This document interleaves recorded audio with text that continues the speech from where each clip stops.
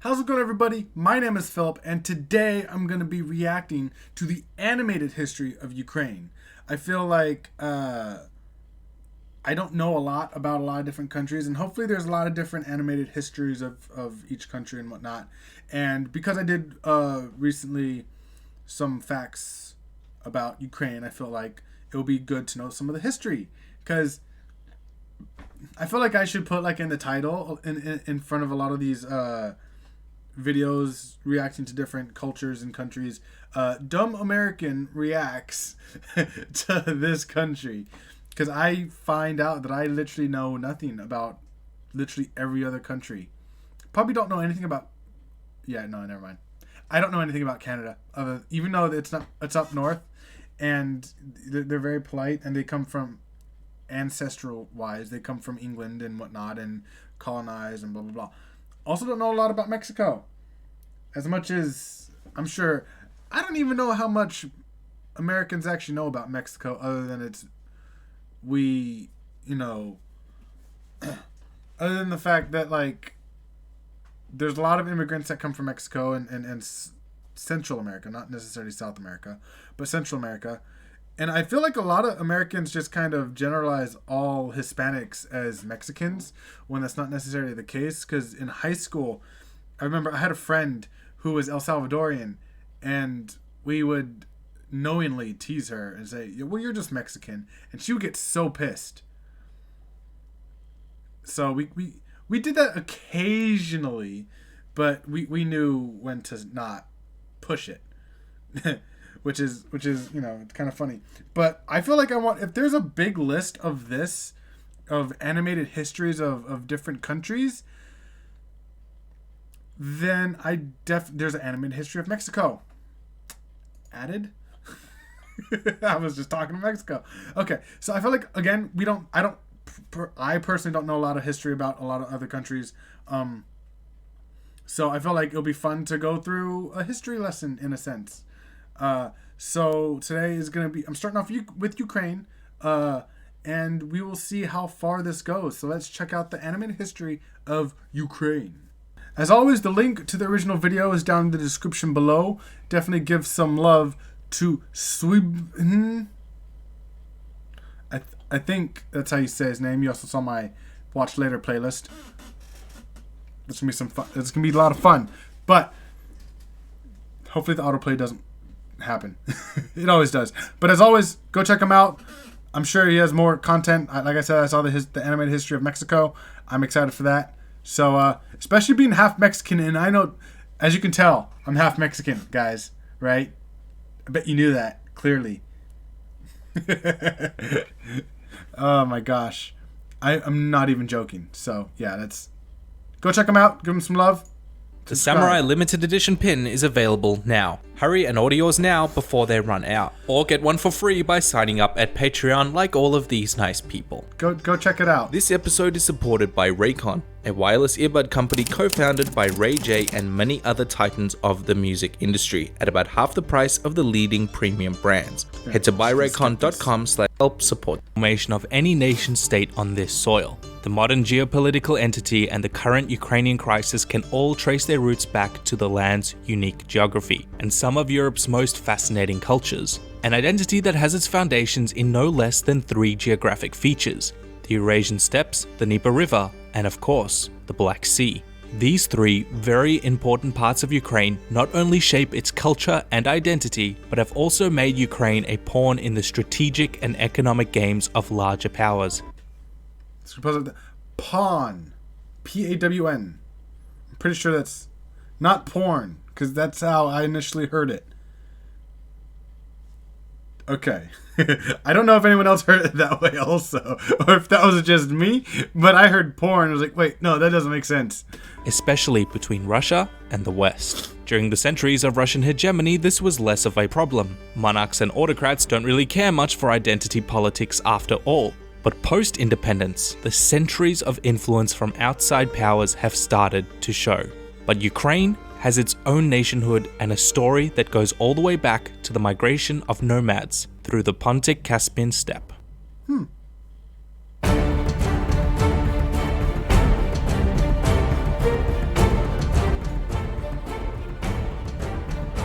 feel like I have to turn it down a little bit. Is this the intro? Okay. Some of it was like, that doesn't look like that would be Well, Ukrainian. it's been a long time coming, the remake of my old Ukraine video. Let's see if I can get it right this time.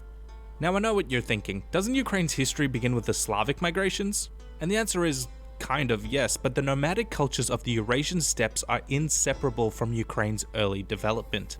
A steppe, in geographic terms, if you're not aware, lends itself almost exclusively to the development of nomadic societies. They lack geographic boundaries for defense, materials for building, and the grazing patterns of animals mean that, well, you go where the food goes. This is one of the reasons why the horse was domesticated in the steppes. It made travel and hunting easier, and facilitated the raiding of rival tribes. And if a horde got big enough, it might start raiding, say, the crumbling Roman Empire? Hordes of Alans, Huns, Avars, Bulgars, and Khazars had passed through this area on their way to the rich lands of Rome, and each had left a massive influence on the Slavs and directly caused their migrations in the first place. If you think about it, the only place being worse than Rome would have been like anything on the way to Rome. Next is our second geographic feature, the Dnieper River, which means we get to talk about Vikings. Also, let me know in the comment section below if any of this is fully true, like, or how much of it is a little bit off, or just let me know in the comments, or if it's basically good. Now, the lands of the Slavs you see were pretty irresistible to the Swedish Vikings. No centralized control, tons of wealth to raid and trade for, and hundreds of miles of long navigable rivers through it all, at the end of which lies the jackpot itself, Constantinople. It wasn't long before these Norsemen, who the Slavs called Rus, had built a huge trade empire centered on the Dnieper River, an old Khazar trading post called Kiev. Now, of course, the Slavs did eventually expel the Vikings from their land, but then quite ironically, politely asked them to return and rule them, which began the medieval state known as the Kievan Rus. To try and create some unity through religion, Prince Vladimir the Great sent envoys to all the neighboring lands to study their various faiths, who reported that the Jews had lost Israel and therefore couldn't possibly be a blessed people. The Muslim Bulgars were sad and stinky, their words, not mine, and also prohibited drinking, to which old Vlad here laughed, saying drinking is the joy of the Rus, before finally settling on Christianity. To be specific, Eastern Orthodox Christianity, ostensibly because of how impressed his envoys were with the Hagia Sophia, but between you and me, I think they were just trying to suck it up to the Byzantines. His son, who had become known as Yaroslav the Wise, greatly expanded the prosperity of the Rus state, with Ukraine's oldest body of codified laws. Although the Rus were pretty prosperous, they soon fragmented into regional rival city-states for two main reasons. One was the arrival of the Cumans, who took control of Crimea and severely handicapped their trade routes, and two was the decline of its most wealthy ally, Constantinople, thanks to a little event called the Fourth Crusade. You really can trace a lot of Europe's history to this event, huh?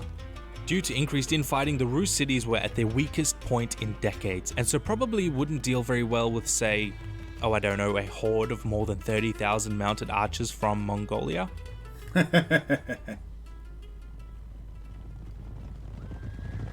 Ooh, just their rotten luck.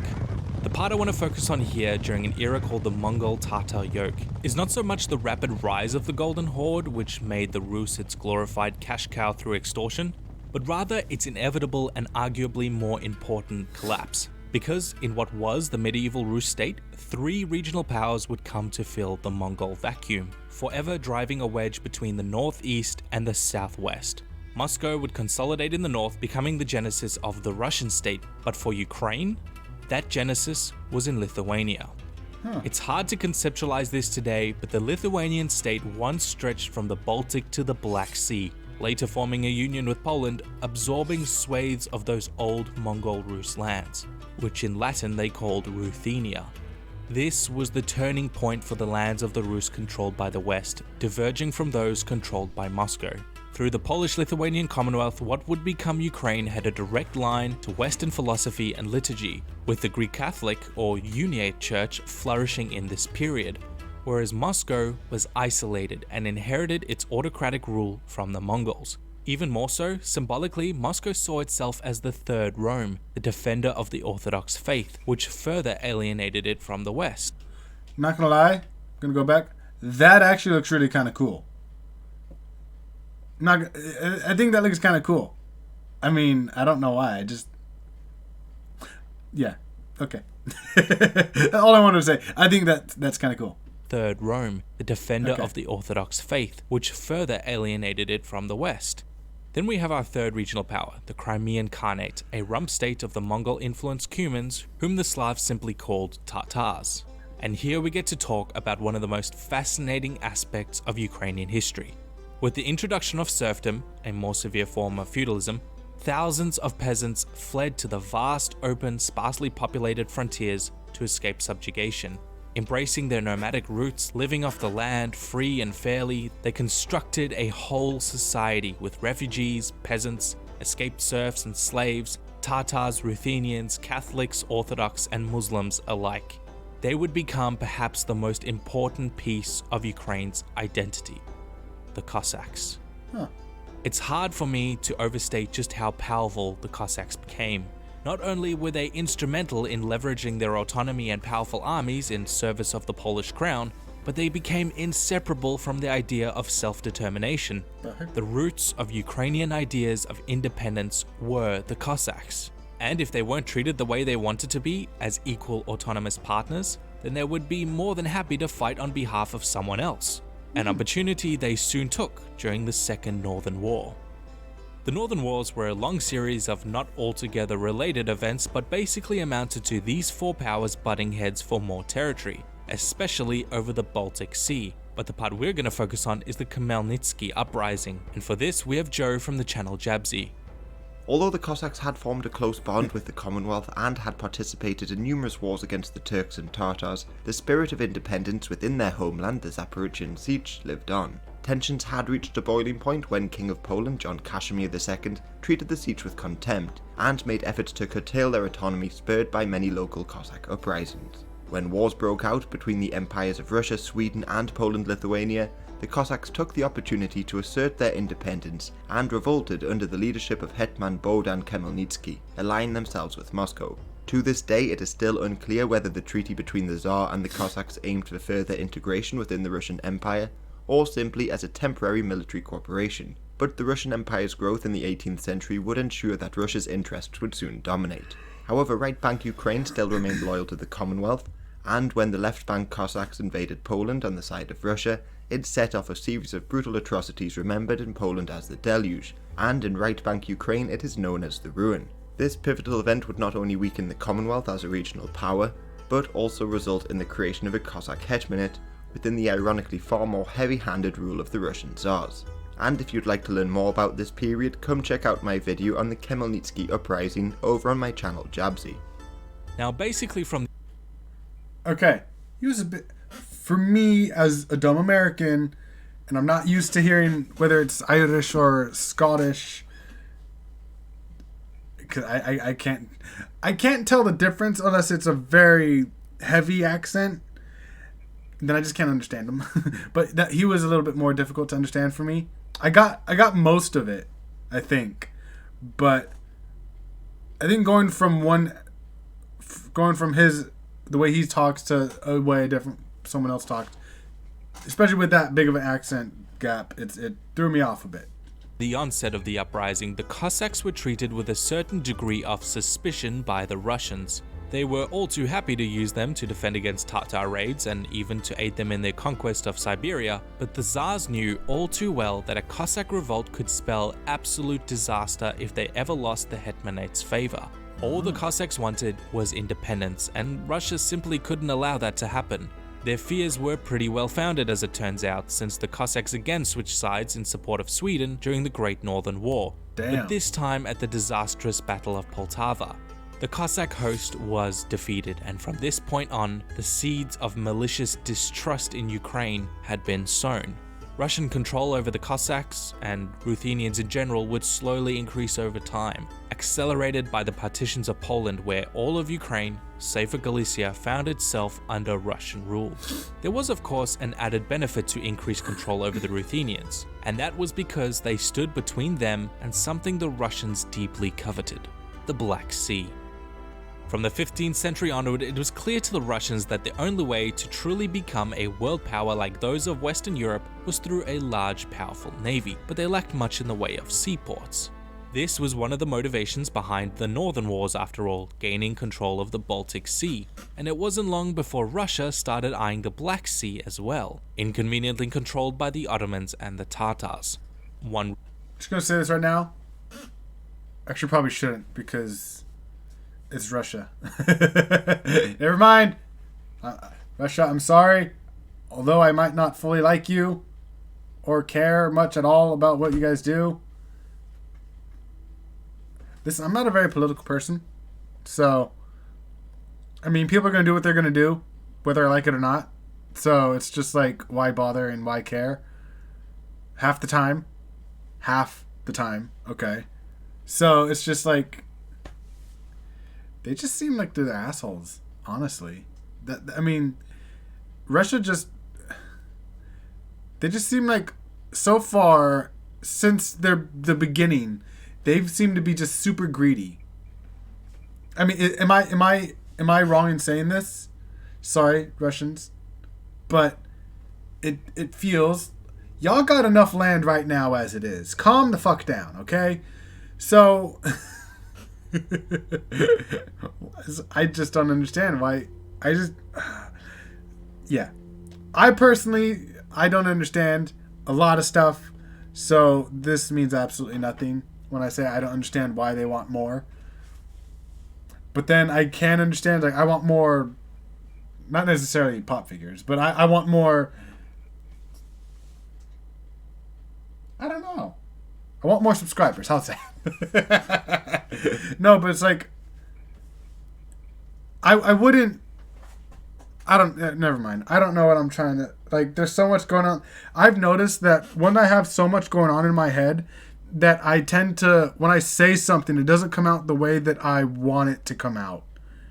Like, I think it one way and I say it a completely different way. So I'm just going to let it marinate for a bit. And if I come back to it, then I come back to it, and hopefully it comes out properly. Russo-Turkish War later, Crimea was now easy pickings and annexed in 1783, just in case you thought Russia annexing Crimea was a new phenomenon.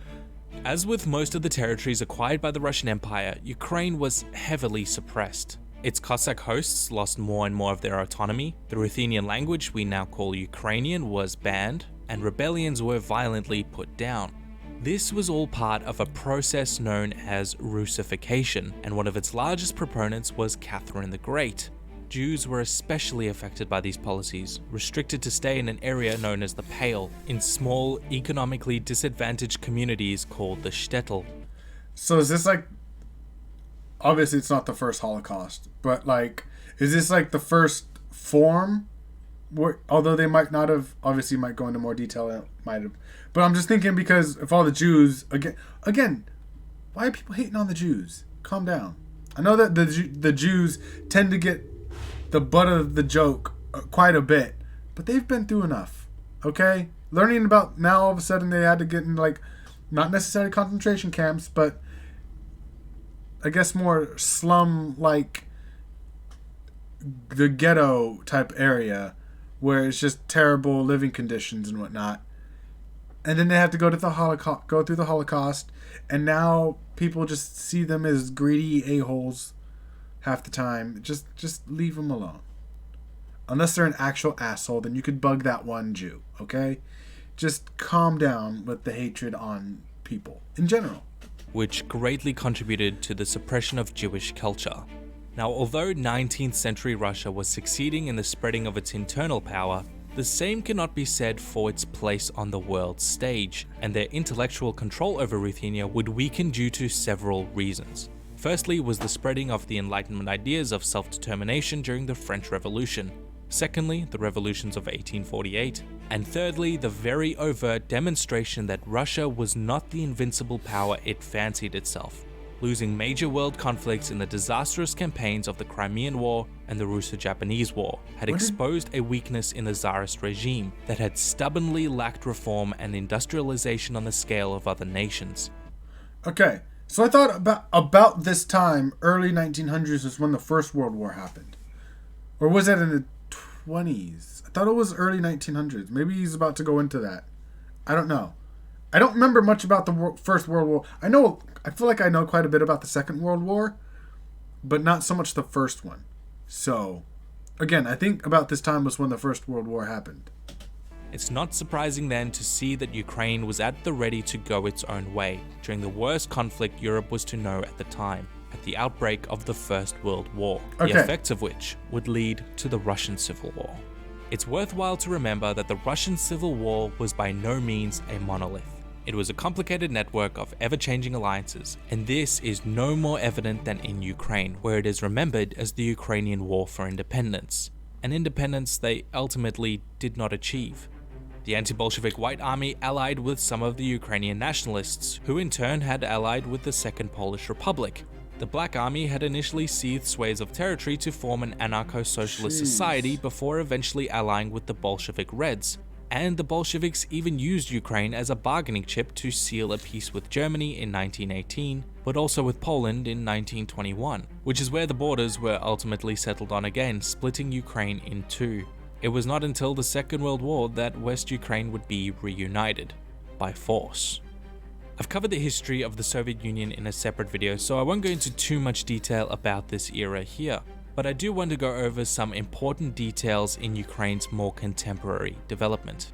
The first was that of exploitation. Ukraine became a massive center of industrialization and natural resources in the Soviet era, making it a huge target for two of humanity's worst dictators. Not only Hitler during the invasion of the Soviet Union, but also the Soviets' own premier Joseph Stalin, whose land reforms would cause the Great Soviet Famine, known as the Holodomor, which led to the deaths of between 3 and 12 million Ukrainian peasants. Jeez. A majority of the more than 2 million Soviet Jews. I don't feel like, I'm pretty sure, okay, no, I'm definitely sure that we've never been taught that in school. I mean, it doesn't really affect us here in the US, but I mean, if you're going to learn about world history, you have to learn, I feel like you should definitely learn more than just the world wars. And I remember them talking about the French Revolution. And that's about it. Or like the plague. Was it the plague or was it something else I'm thinking of? Probably something else. But I don't feel like we go through enough of world history when in a world history class. Because that's a crap ton of people that I didn't even know just died before World War II. What the fuck? Okay. Who perished in the Holocaust were also from Ukraine, which erased almost all of its historical Jewish community. Wow. In Kiev alone, the SS killed more than 30,000 Jews in just 2 days during the infamous Babin Yar massacre. See, we know the this second stuff. is more to do with Ukraine's current geopolitical standpoint, which I think is vital to understanding post-independence Ukraine, which has been in a push and pull in two directions directly linked to its unique geography. The vast open steppes are still envied by the Kremlin, who has lost one of its great buffer zones to NATO. Pro-Western leadership in this young nation has been hamstrung by Russian influence on more than one occasion. Russia wants Ukraine to be a quiet and stable ally, and they've actively supported pro-Russian separatists since 2014. The Dnieper River still forms the nucleus of the nation, and a divide that has gone back centuries by influences from outside powers. The inhabitants on the east of this river are still more likely to identify as and to speak Russian, thanks to centuries of oppression under the Tsars and the Soviet Union. And of course, the Black Sea is still as hotly contested as ever. Fearing Ukraine moving to closer ties with the European Union and the rampant instability of the Ukrainian crisis, Russia illegally annexed the Crimean Peninsula to protect its Black Sea ports. The current Ukrainian crisis may feel new, but it's worth remembering that we're not at the end of Ukraine's story, nor are we ever. We're in the middle of its most recent chapter, and conceptualizing its past may help with its future going forward. Thank you to today's sponsor, Raycon. Sorry, no clever segues this time. All I want to let you know is that I hate buying it. So, that's interesting. I feel like the US, like, unless there's a war going on that we're necessarily involved in, like, only recently I've heard of a possible Russian invasion into Ukraine, or that Russia's about to send more troops into Ukraine. And recently Joe Biden's like, hey, Russia, we're warning you, if you do that, it's not going to be pretty. We're not having that, I guess. From what I understand, I didn't really pay attention 100% because I was eating. I was more focused on my food than I was on what the heck was going on. That's why I have this. You see that? It's because food. Obviously, it just didn't happen because I fart 12 times a week or some shit. I don't know. I probably fart more than that. I'm not gonna lie, but I'm just saying it. Yeah. Anyways, so I heard about that. I was like, oh, that's interesting. Okay. Ooh, look, my next bite of food. But that's interesting. I still feel like that first wave of killing the Jews. What was it, like 12 million or something like that? I feel like that definitely should have been something that people learned about. At least here in the U.S. I feel like that's still something that should have been learned. Maybe they might have skipped, not necessarily skipped by it, but they might have mentioned it, but then like, okay, so that is how World War II, or maybe it was more of like a little segue point, yeah, or maybe they just bundled it all together in with World War II or something. I don't really know. I don't really remember. I'm not gonna lie. And also a big thing with U.S. media is like I was about to say before I got into the food part. It feels like unless there's a war going on that the U.S. is about to be involved in, or something that will benefit the U.S., like, oh, we have ports or we have army bases or whatever it is in this specific country, and if Russia takes it over, or if this happens or if this happens, then we're gonna lose out on all of this. It just feels like unless it benefits the U.S., half the time we're not going to hear about it. If we're not involved, if we're not going to benefit or lose something from it, it's not going to be covered by the media. So when all the protests happen, I feel like the media here, the local media rather, because we don't really, if you don't have the channels for like global media, I don't know if there's I don't know if it's BBC or if there's an actual different, I don't pay attention to global media channels because I just feel like local media, unless it's big news, it's not going to really follow it. And half the time growing up, by the way, if you didn't have cable, which would have had CNN, Fox News, BBC, if it had all those other news networks, that would have all been on cable growing up. We didn't have cable. So we only had the local channels because we didn't have the money to buy cable like everyone does now. Because unless you have cable, it's just you can't watch anything, basically. But we didn't have all these different, I guess, news things to stay informed on with the world.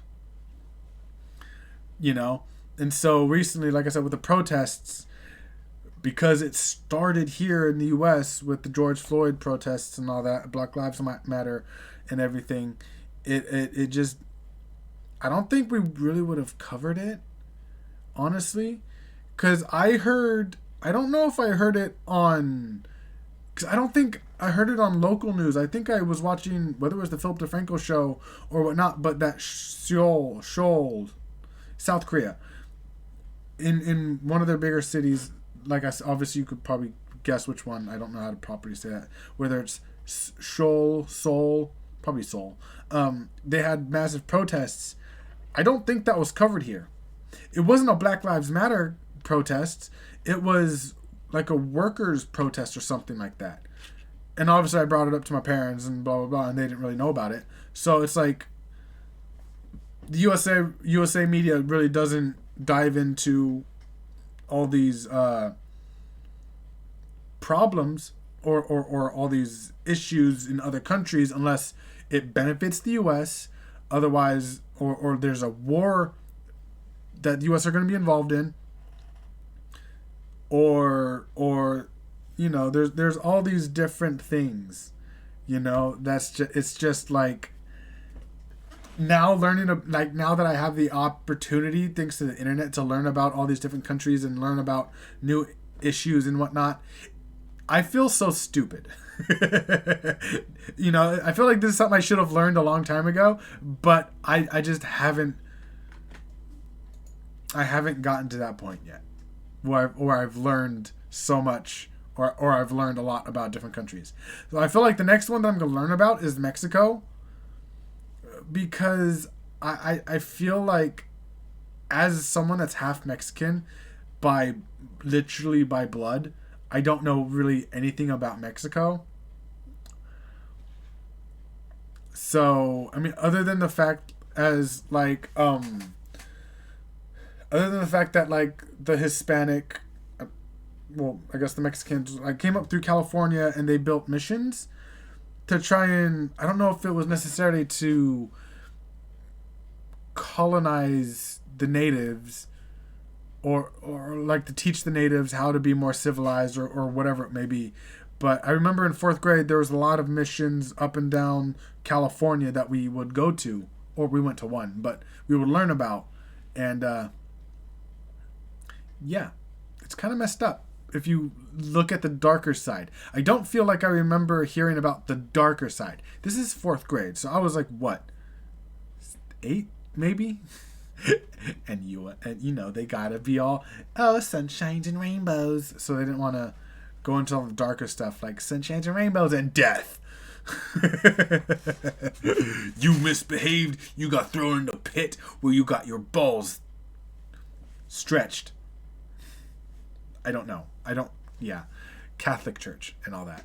But yeah, thanks so much for watching. If there's any other thing, like I said, any other animated histories, any other more history facts about different countries, I would love to learn about it. Let me know in the comment section below, and I will give it a watch. I feel like it's definitely, world history was always one of my favorites, even though we, like I said, only really learned about world wars and all that. But I feel like it's better to learn more about each country, especially if you want to go visit one. Like, I now would love to visit Ukraine, not because necessarily this video, but because of the other video that I watched, the facts about Ukraine. But then again, I'm also nervous, especially because I don't want to get trapped in Ukraine. Not that there's anything wrong with being trapped in Ukraine, but I don't want to be, go to Ukraine, all of a sudden have Russia invade, and then be like, oh no, you're kind of screwed now. You can't go home, and you get sucked up into this war that you don't want a part of. Kind of like, I'm sure the Ukrainians don't want to be a part of it, but I mean, they have to protect themselves, right? I mean, you can't just let Russia, just walk up and be like the big bully. Like, hello, little friend. I've come to take your land. Give me all that you have right now. And you're like, nah, fuck off. I'm babbling. Thank you guys so much for watching. Subscribe for more content just like this. Leave a like right if you enjoyed this video. Comment down below suggestions of what else I should watch.